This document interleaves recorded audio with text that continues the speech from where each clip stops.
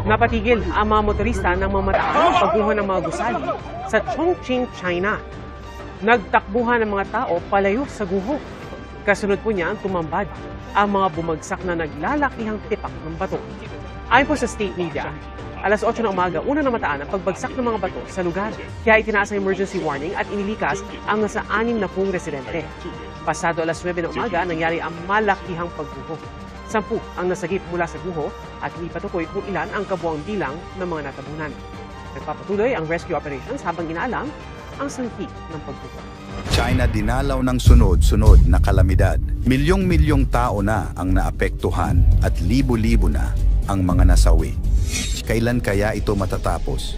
Ito ba ay karma at paghihiganti o sadyang nagkataon lamang sa bansa? China, ang bansang kumakawawa sa ibang mga bansa. Kalikasan na yata ang gumagawa ng paraan upang ipaghiganti ang mga biktima nito? Ano-anong mga sakuna ang tumama sa China? At matatapos pa kaya ang pasunod-sunod na pasakit na nararamdaman ngayon ng China? Number 1, dam failure. Halos 6,000 katao ang napilitang mag-evacuate sa probinsya ng Hunan noong July 6. News agency na Xinhua noong Biyernes ng hapon nagkaroon ng problema sa Dongting Lake. Ang lawa na ito ay tinaguriang ikalawa sa pinakamalaking freshwater lake ng China.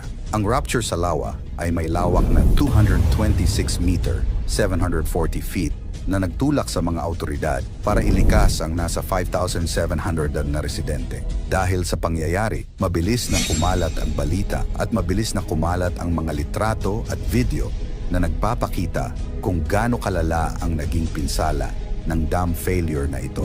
Makikita sa mga ito kung gaano inanod pati ang mga malalaking truck at sasakyan at pagbaha sa mga kabahayan. Umaksyon naman agad si Xi Jinping at nananawagan sa agarang pagkakaayos at pag-agap sa sitwasyon.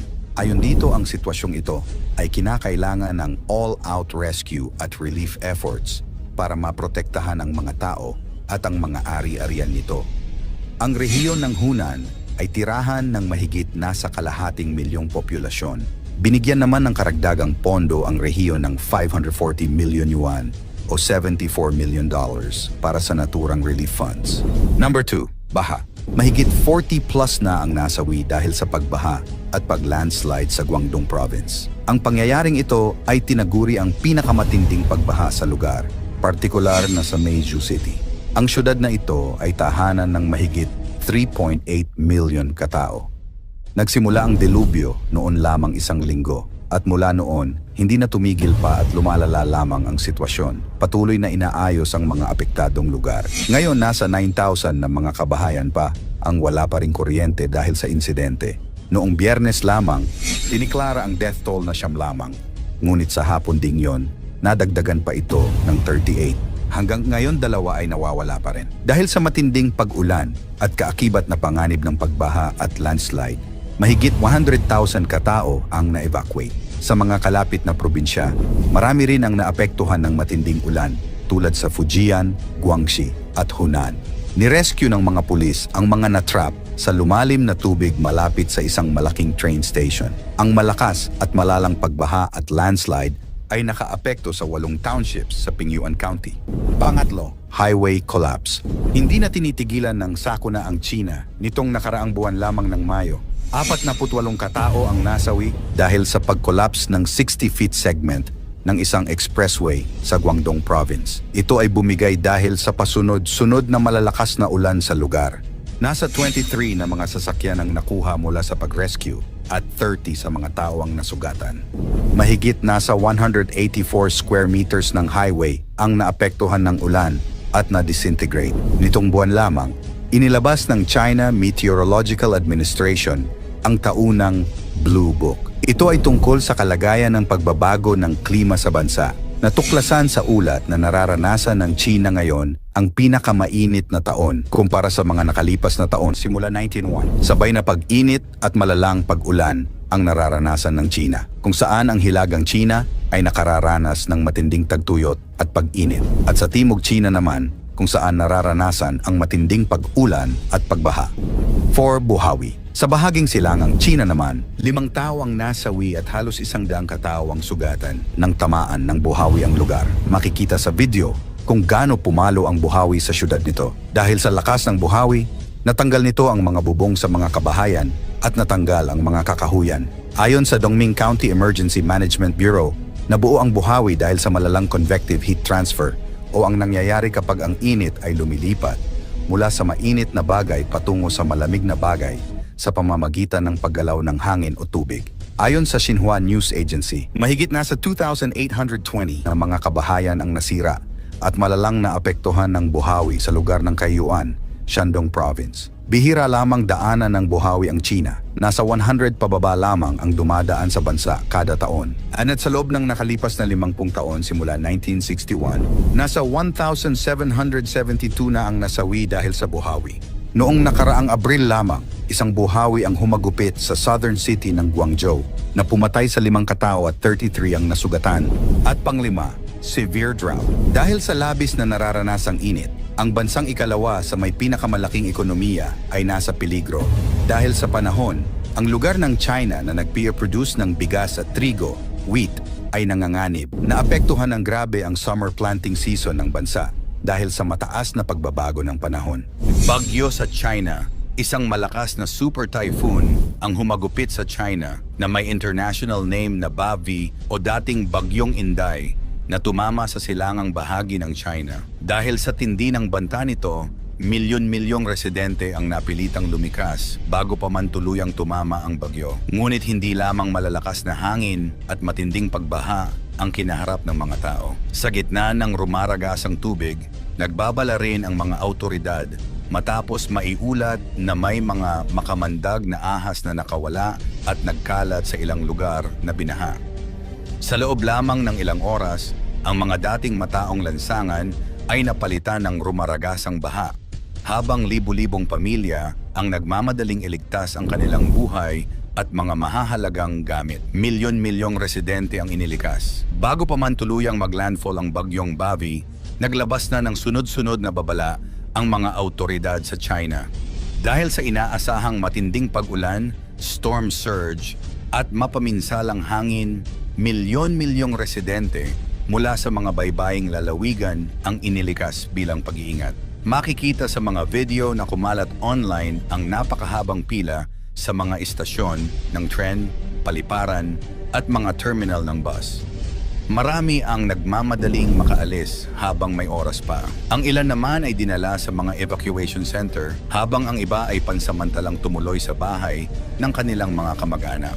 Kasabay nito, sinuspinde rin ang operasyon ng ilang pantalan, biyahe ng mga ferry, at maging ang ilang pampublikong transportasyon upang maiwasan ang mas malaking trahedya. Ilang paaralan at tanggapan rin ang pansamantalang isinara habang patuloy na minomonitor ng mga autoridad ang galaw ng bagyo.